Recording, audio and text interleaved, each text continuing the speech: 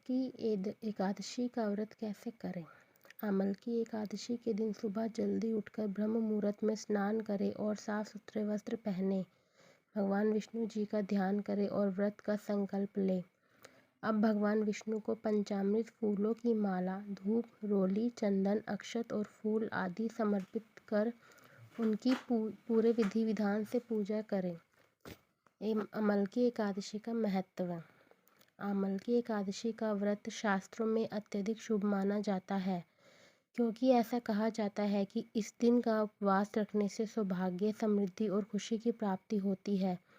मान्यताओं के अनुसार इस व्रत को करने से सभी पाप धुल जाते हैं और भगवान विष्णु का आशीर्वाद मिलता है। हिंदू पंचांग के अनुसार फाल्गुन मास की शुक्ल पक्ष की एकादशी को अमल की एकादशी के नाम से भी जाना जाता है। इस साल 20 मार्च को अमल की एकादशी है। सभी एकादशियों में अमल की एकादशी को सर्वोत्तम स्थान पर रखा गया है। अमल की एकादशी को कुछ लोग आमला एकादशी या आमली ग्यारस भी कहते हैं। इसे रंगभरी एकादशी के नाम से भी जाना जाता है।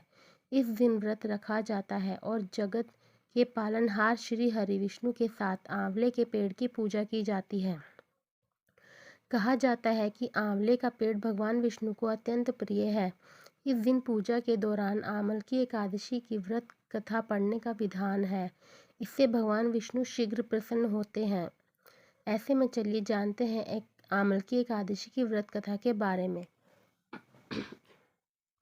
अमल की एकादशी व्रत कथा। पौराणिक मान्यता के अनुसार वैदिश नाम का एक नगर था। उस नगर में ब्राह्मण, क्षत्रिय, वैश्य और शूद्र रहते थे।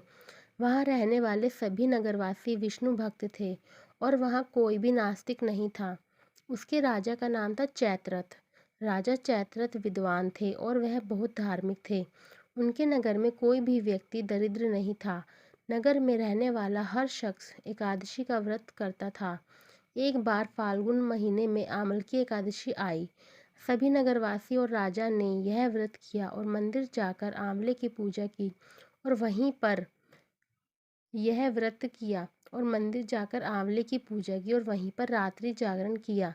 तभी रात के समय वहां एक बहेलिया आया जो कि घोर पापी था, लेकिन उसे भूख और प्यास लगी थी, इसलिए मंदिर के कोने में बैठकर जागरण को देखने लगा और विष्णु भगवान का एकादशी महत्व की कथा सुनने लगा। इस तरह पूरी रात बीत गई। नगरवासियों के साथ बहेलिया भी पूरी रात जागा रहा। सुबह होने पर सभी नगरवासी अपने घर चले गए। बहेलिया भी घर जाकर भोजन किया, लेकिन कुछ समय बाद बहेलिया की मौत हो गई। हालांकि उसने अमल की एकादशी व्रत कथा सुनी थी और जागरण भी किया था, इसलिए वह राजा विदुरथ के घर जन्म लिया। राजा ने उनका नाम वसुदत्त रखा। बड़ा होकर वह नगर का राजा बना। एक दिन वह शिकार पर निकला, लेकिन बीच में ही मार्ग भूल गया। रास्ता भूल जाने के कारण वह एक पेड़ के नीचे सो गया।